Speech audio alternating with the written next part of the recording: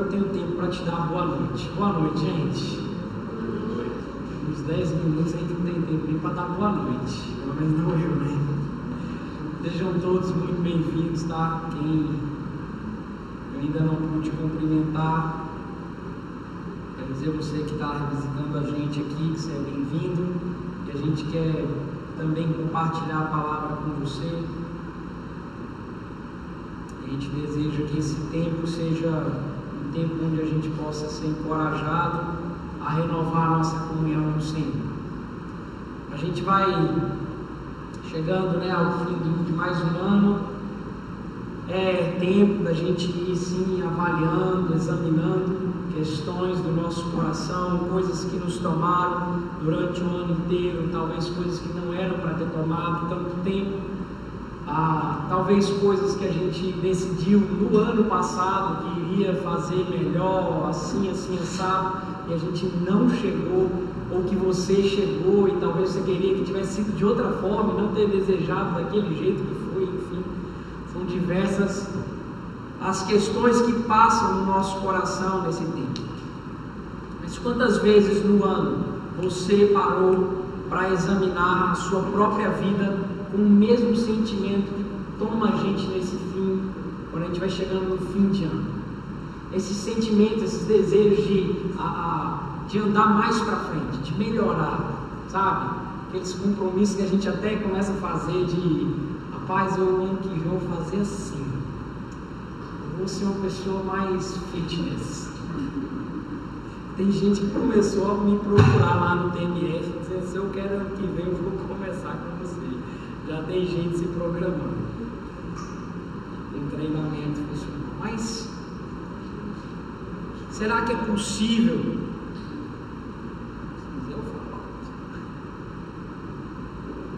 Ele está desligando.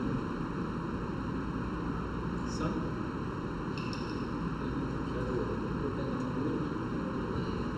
Vocês ajeitar aqui.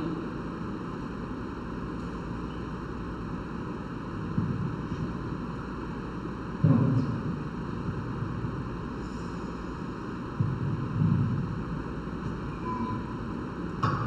Então, voltando aqui. Será que é possível experimentar uma vida que sempre segue se renovando, como nos orienta o apóstolo Paulo?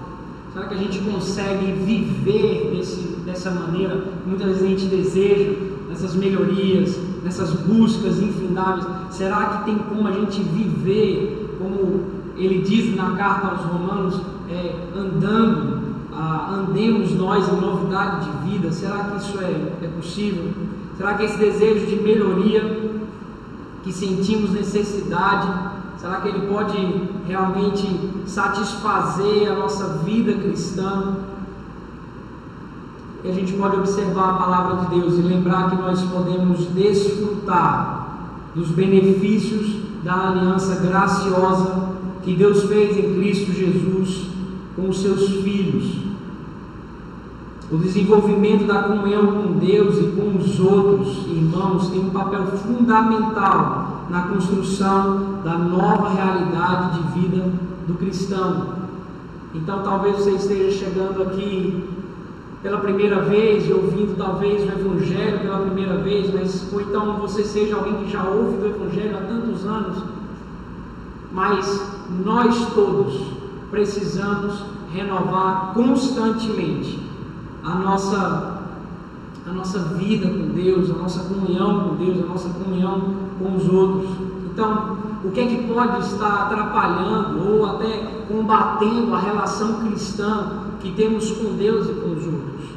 Como é que nós podemos andar nessa novidade de vida de modo a não perder o compasso dessa jornada cristã e de fato desenvolvermos a salvação?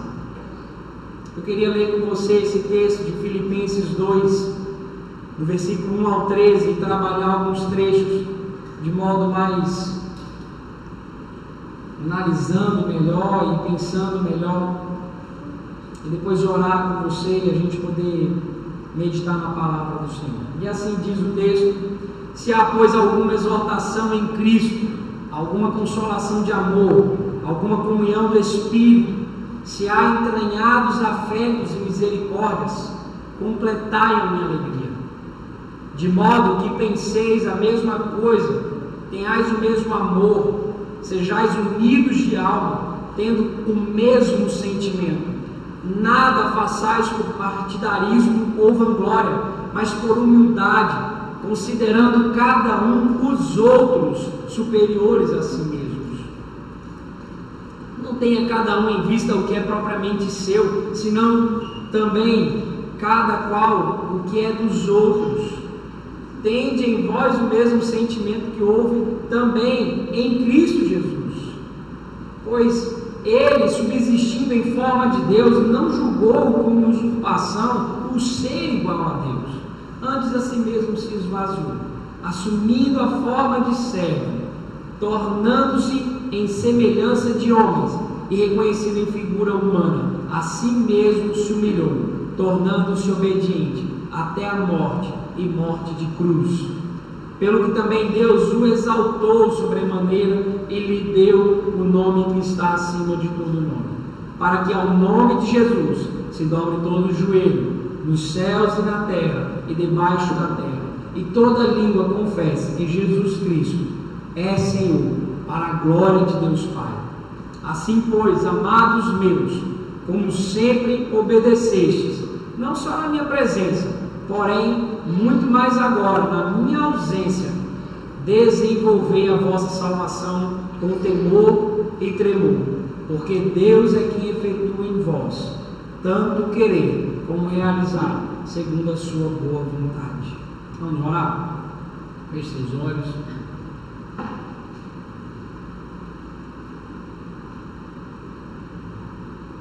Nosso querido Pai, amado Senhor, te louvamos pela bênção que é podermos parar aqui nesse tempo de culto ao nome do Senhor e meditar na palavra do Senhor. Nós cremos, Senhor Deus, que somente o Senhor pode trazer claridade sobre o texto das tuas sagradas Escrituras. E somente o Senhor, Deus, pode renovar o nosso coração. Não entendemos, Senhor Deus, aqui que há capacidades humanas suficientes para isso. Por isso nós rogamos ao Senhor, Espírito de Deus, nos faz entender tua palavra. E mais que isso, Deus, nos faz aplicá-la ao nosso coração, à nossa vida aqui nessa noite, para que a nossa vida, não só essa noite, não só por poucos dias, mas a nossa vida em Ti, ela seja uma vida que desenvolve a salvação e que conhece o Senhor e que desfruta dos benefícios conquistados em Cristo Jesus. Em nome de Jesus. Em nome de Jesus. Amém. Amém. Queridos, a motivação dessa carta é o amor profundo que Paulo tem por essa igreja e o desejo de vê-la crescer ainda mais. Essa é uma carta que ela se diferencia de certo modo das demais cartas que Paulo escreveu, porque essa é uma carta que é a carta da alegria. É a carta que Paulo está escrevendo para uma igreja que ele está satisfeito, ele está feliz, ele está alegre. Esse termo ele aparece algumas vezes. Ele se dirige a eles como amados, como pessoas que ele tem com um profundo afeto. E ele está usando de termos como que de pessoas assim, que ele tem uma relação realmente próxima, ele tem um carinho especial. Porque essa igreja, como todas as igrejas na época, ela também foi atacada por doutrinas erradas, doutrinas que divergem do Evangelho, doutrinas que ensinavam a suficiência não apenas em Cristo Jesus na fé, mas falsos apóstolos não foram suficientes, pela graça do Senhor Jesus, de abalar a firmeza desses irmãos em Filipenses. E Paulo está exaltando isso, Paulo está louvando isso, que esses ensinos deturpados da palavra de Deus não foram suficientes para tirar os pés dos filipenses da sã doutrina. Mas essa é uma carta de admoestação amorosa e necessária. ele entende que essa é uma igreja que precisa tomar certos cuidados. E ele vai trabalhar algumas dessas questões. E ele termina o primeiro capítulo admoestando essa igreja a lutar unida contra toda sorte de ambição e divisão. Ele termina esse primeiro capítulo e ele vai iniciar o segundo capítulo que nós lemos com algumas orientações. E eu quero trabalhar com você um pouco dessas orientações. E o que me parece, nesse primeiro momento, é que a gente está lendo um pedido de um pastor, que seria mais ou menos assim, é o último pedido dele na vida dele. Paulo, ele é um apóstolo prisioneiro. Ele já está chegando cada vez mais próximo do fim da vida dele. Porque ele já está cada vez mais próximo da última prisão que ele iria ter, do último julgamento dele. E Paulo, como prisioneiro, ele está só. Paulo está terminando seu ministério de longos anos, de inúmeras plantações de igreja, de viagens missionárias, de diversos abatimentos no seu ministério, de diversos acontecimentos. Paulo está terminando ali dentro de uma masmorra, sozinho, como um pastor que talvez possa até em algumas outros trechos de suas cartas, dando uma sensação de que assim, foi até esquecido. Por alguns não, mas pela grande maioria foi esquecido. Mas o pedido desse pastor prisioneiro é muito simples. Renovem a comunhão de vocês em Cristo. Ele começa dizendo assim: se há, pois, alguma exortação em Cristo, se há alguma consolação de amor entre eu e vocês, se há alguma comunhão do Espírito, se há entranhados afetos e misericórdias, deixa eu pedir uma coisa a vocês: completem a minha alegria. Eu já estou muito feliz com vocês, pela caminhada de vocês. Pessoas tentaram mexer com vocês aí, tirar vocês do caminho, mas deixa eu pedir uma coisa a vocês: não abram a brecha para que Satanás invista na divisão entre vocês. Não permita que a ambição pessoal de vocês seja suficiente para causar divisão, contendas entre vocês. Completem a minha alegria. A ambição de Paulo, do coração dele, é ver uma igreja unida pela força da sã doutrina. Ele deseja que essa igreja mantenha a santa comunhão. Como um último pedido, talvez. Esse é o desejo de Paulo. E Paulo começa a dizer como é que ele quer que isso seja feito, dentro do seu pedido, que a gente pode colocar aqui entre aspas, porque na autoridade de um apóstolo ele não precisaria pedir. O que ele diz é palavra de Deus. Mas nessa relação pessoal que ele tem, ele está trabalhando como se já fosse um pai aqui que já desenvolveu seus filhos já estão casados, e ele está ali pedindo: filho, faz desse jeito. Se fosse uma criança, ele já ia dizer: menino, faz desse jeito aqui. Mas é já uma igreja amadurecida, então ele está conversando nesse mesmo sentido. E essas orientações são de que os filipenses façam da seguinte forma: penseis a mesma coisa, tenhais o mesmo amor, sejais unidos de alma, tendo em vocês o mesmo sentimento. A orientação de Paulo aqui está sendo de acomodem-se uns aos outros. Peguem o pensamento de vocês e acomode o pensamento de um ao do outro. Harmonizem os conceitos de vocês com os afetos de vocês. Não apenas pensem igual. Não, eu quero que vocês tenham o mesmo afeto uns pelos outros. Então Paulo, ele está trazendo a essa igreja uma orientação simples, mas muito profunda. tenham em vocês um pensamento que vocês consigam dialogar, mas não se dividirem, não entrarem em picuinhas. Penseis da mesma forma, sejam unidos de alma. Sejam pessoas que conseguem olhar uns para os outros e pensar mais no que o outro, no que o pensamento do outro é útil para você. Não espere do outro a disposição de coração, tenha você a disposição de coração em receber o que o outro está pensando. Mas não faça isso somente como conceito, tenha isso unido na alma de vocês. Tenham assim o mesmo amor uns para com os outros. Tenham assim unidade. Mas talvez a gente pode parar aqui já nesse momento e começar a fazer alguns questionamentos. Como a gente pode fazer isso? Talvez os filipenses tenham feito essa pergunta. Como é que a gente pode fazer isso? Como harmonizar as diferenças e as igualdades que nós temos? Temos muitas coisas que nos atrapalham. Tem gente que é de um jeito, tem gente que é do outro. Temos coisas que combatem contra a nossa unidade. O que é que nós podemos fazer?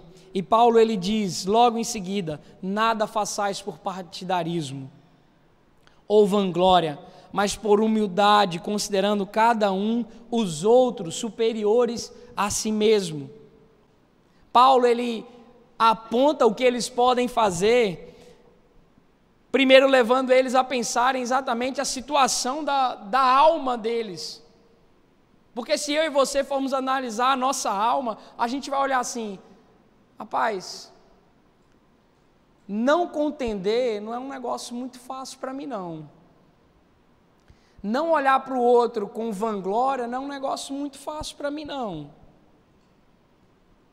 Porque as minhas prioridades, os meus desejos, as minhas preferências é que valem para mim. No fundo, é assim. E ele está dizendo: olhem para as doenças da alma de vocês, que atrapalham de manter essa comunhão uns com os outros. E ele diz de duas coisas, ele fala de duas coisas. Primeiro ele fala desse partidarismo, que a gente pode entender como a contenda. A contenda ela acontece quando cada um se dispõe a manter com persistência a sua opinião pessoal. Então você pensa de um modo, e o modo como você pensa é o modo como as coisas têm que acontecer. Você sente de um jeito, e é do jeito que você sente, não pode ser diferente, não pode ser contrariado. Então você entra em contenda.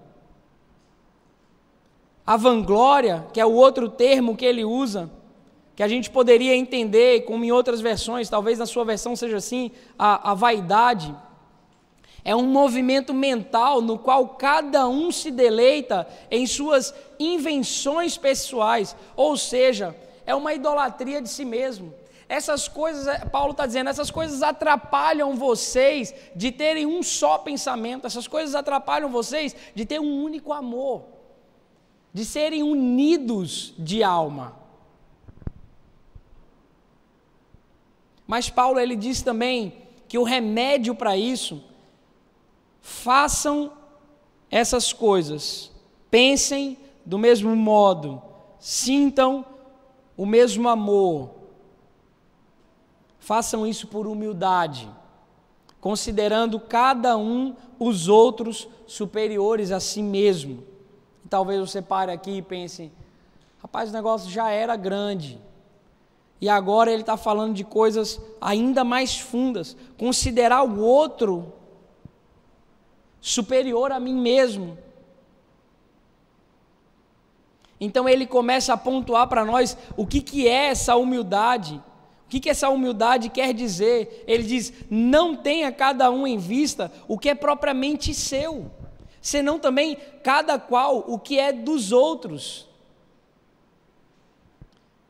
as nossas divisões, as nossas contendas, as discórdias, no final, elas são causadas pelas nossas ambições, a ambição de nós ganharmos a nossa própria vida em detrimento do outro. Em outras palavras, é isso que Paulo está falando. É que nós, com as nossas doenças da alma, de contender, de ter o que nós priorizamos em primeiro lugar em relação ao outro, de termos as nossas invenções pessoais, porque nós queremos que isso fique destacado para os outros. Eu quero que os outros olhem para mim e vejam a minha imagem. Eu quero que nas minhas relações as pessoas me prefiram do que a elas mesmas, talvez. O nome disso que Paulo está falando é idolatria. É idolatria do próprio ser. E ele está apontando essas doenças da alma, porque mesmo uma igreja da qual ele se alegra, ele sabe que são pessoas humanas e ele sabe que são pessoas que carecem sempre, todos os dias, de serem lembradas quem elas são.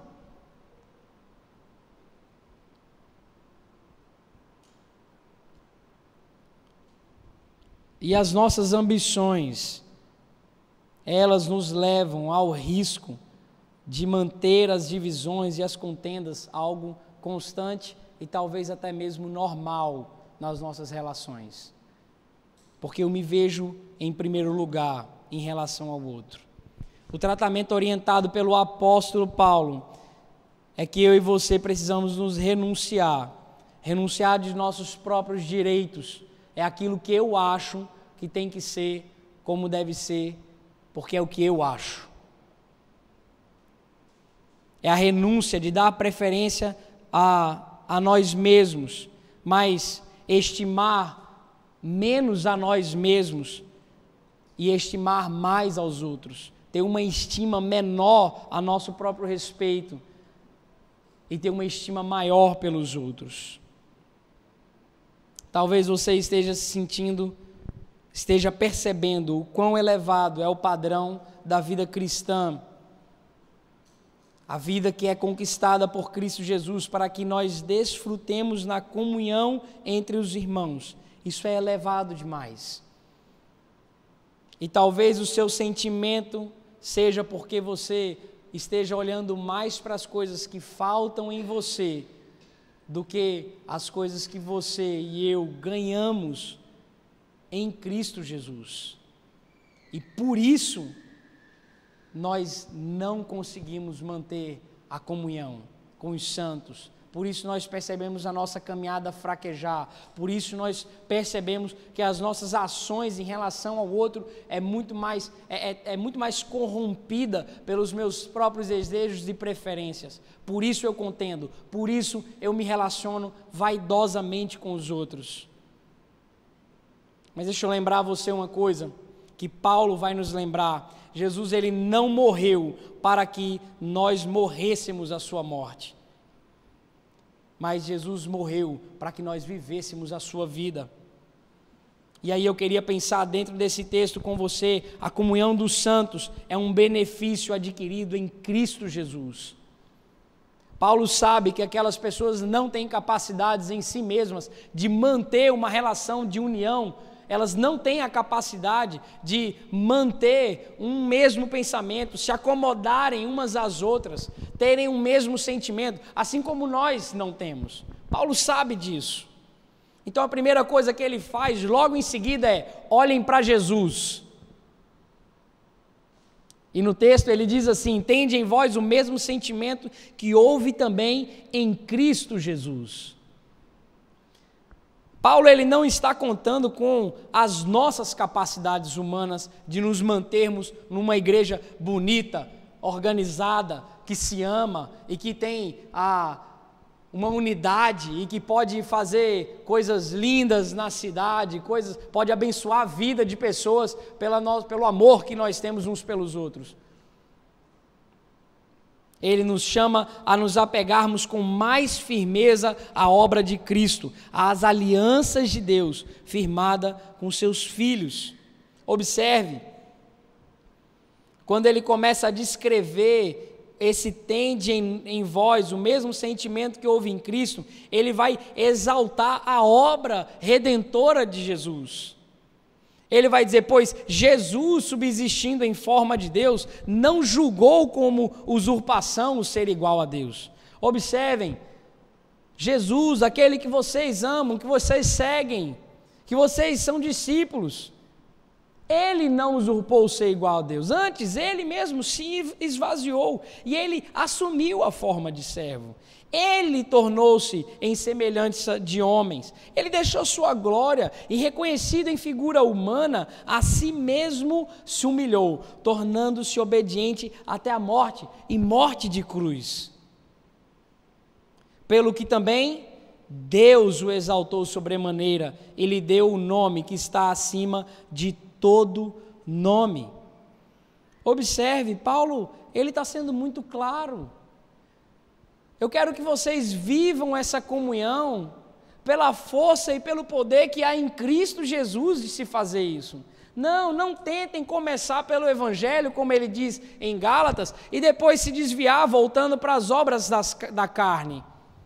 Não tentem iniciar pelo que é bom e depois continuar pela força de vocês. Não, eu sei, vocês não vão conseguir. Olhem para Jesus.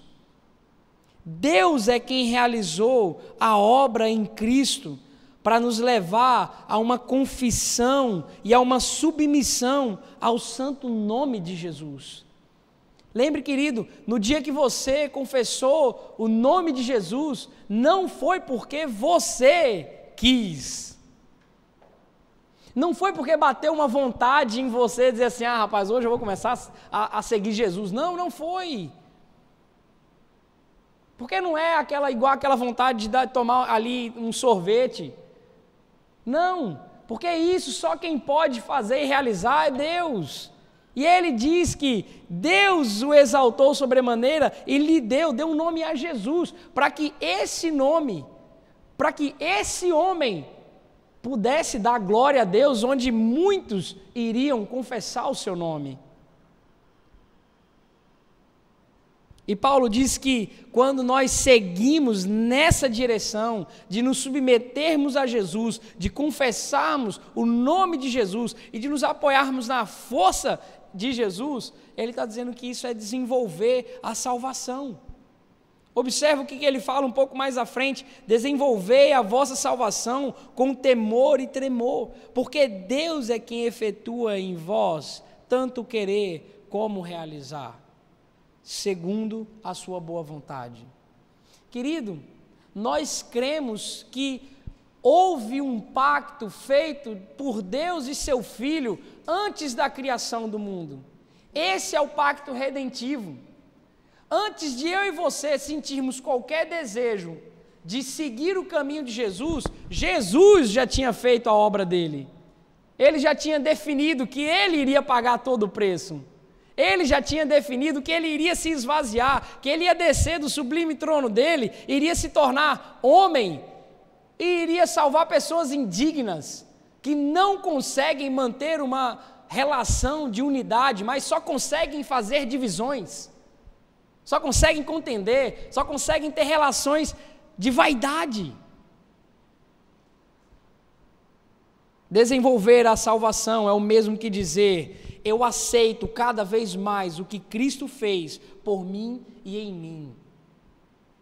E Paulo está chamando essa igreja, e assim a gente pode entender que ele também está nos chamando na palavra do Senhor a desenvolver a nossa salvação com esse entendimento. Observe bem, porque é Deus quem efetua tanto o querer como o realizar.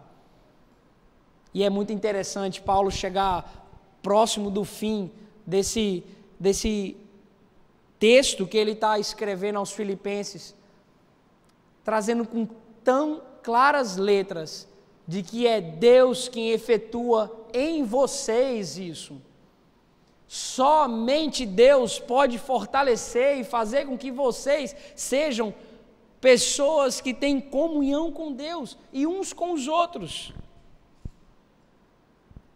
Em outras palavras, ele está dizendo que a sua vontade de fazer a vontade de Deus nunca será maior que a de Deus em efetuá-la em sua vida.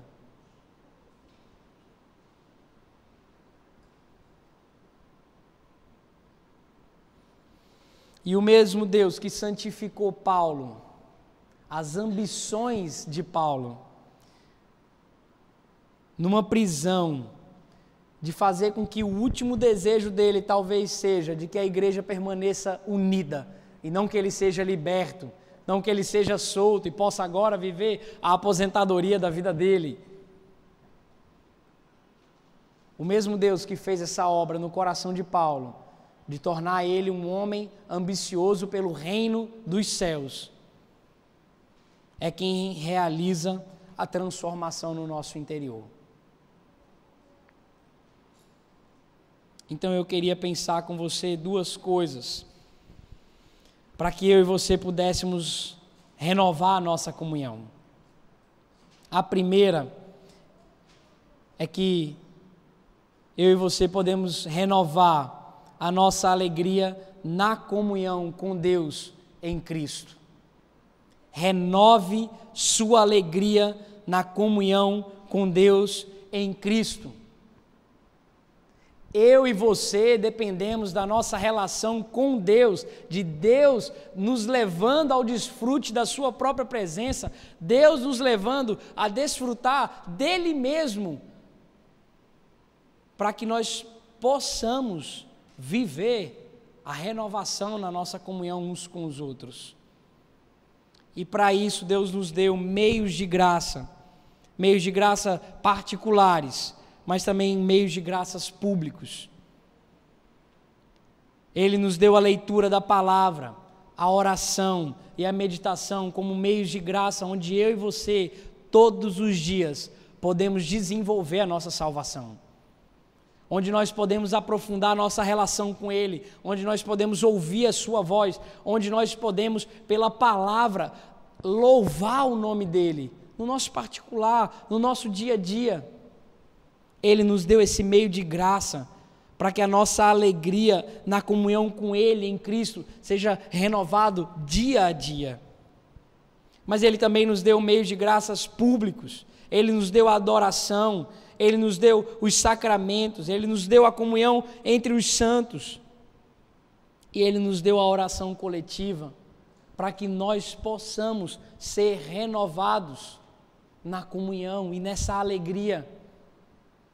Em outras palavras, esses meios de graça públicos são o nosso culto público.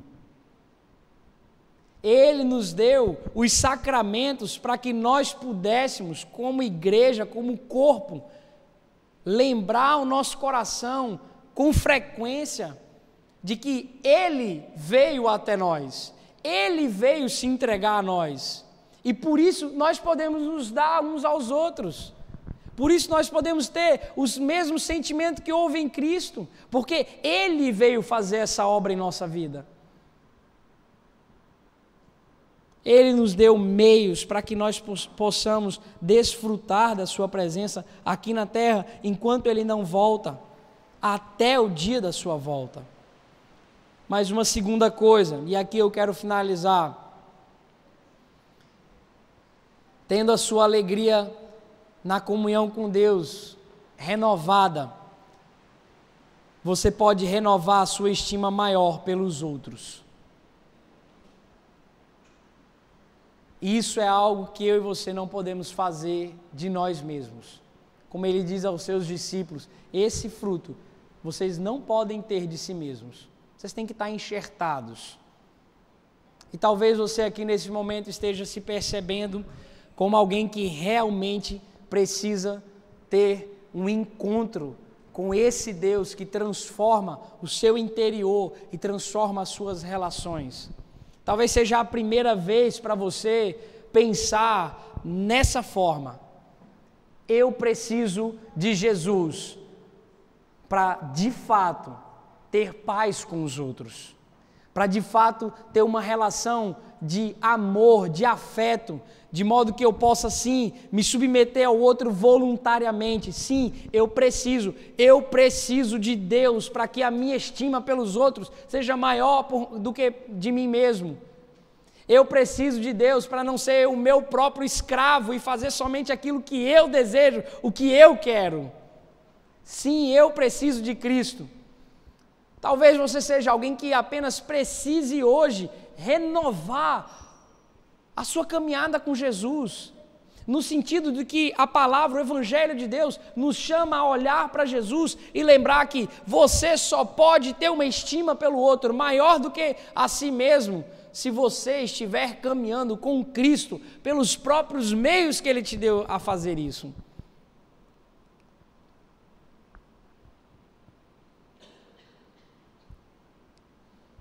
Então você pode servir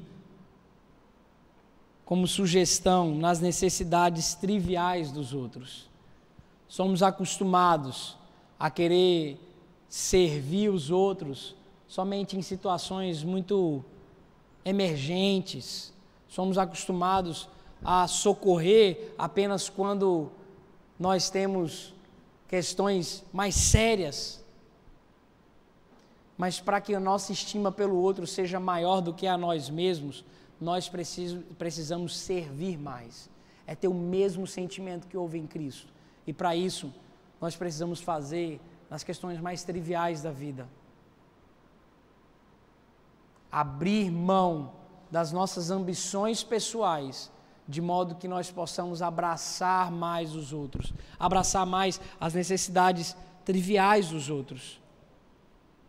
Como, por exemplo, socorrer uma mãe que com um filho pequeno, sem saber aonde fazer e o que fazer, como deixar o almoço pronto na hora, a casa arrumada, porque de noite ou no dia seguinte vai receber gente, vai receber 30 mulheres na casa dela, aí recebe a ligação de uma irmã, diz, eu vou aí, eu fui chamada para experimentar de um pão na casa de fulana de tal, mas eu vou aí, eu vou faxinar com você.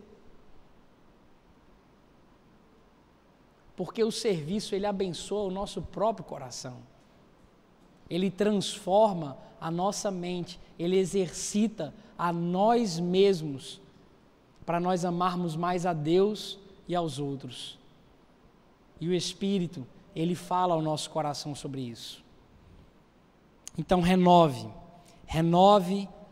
a sua alegria, mas renove também o seu amor uns para com os outros, na força e no poder que há em Cristo Jesus, e nos benefícios que Ele mesmo já nos concedeu, quando Ele morreu naquela cruz, tomando os nossos pecados, e tudo aquilo que nos atrapalhava, Ele tomou para si, para que nós pudéssemos viver a bênção de sermos seus filhos e de andarmos como seus filhos ainda aqui nessa terra. Nós podemos andar em novidade de vida, quando nós nos colocamos em submissão com a língua e com os nossos joelhos, confessando o nome de Jesus. E às vezes o Senhor quer que a gente faça isso, deixando as nossas ambições pessoais de lado e tomando as dores, as necessidades ou até mesmo as questões mais triviais da vida de alguém próximo de nós, para que o nosso coração seja exercitado. Feche seus olhos, quero terminar orando junto com você.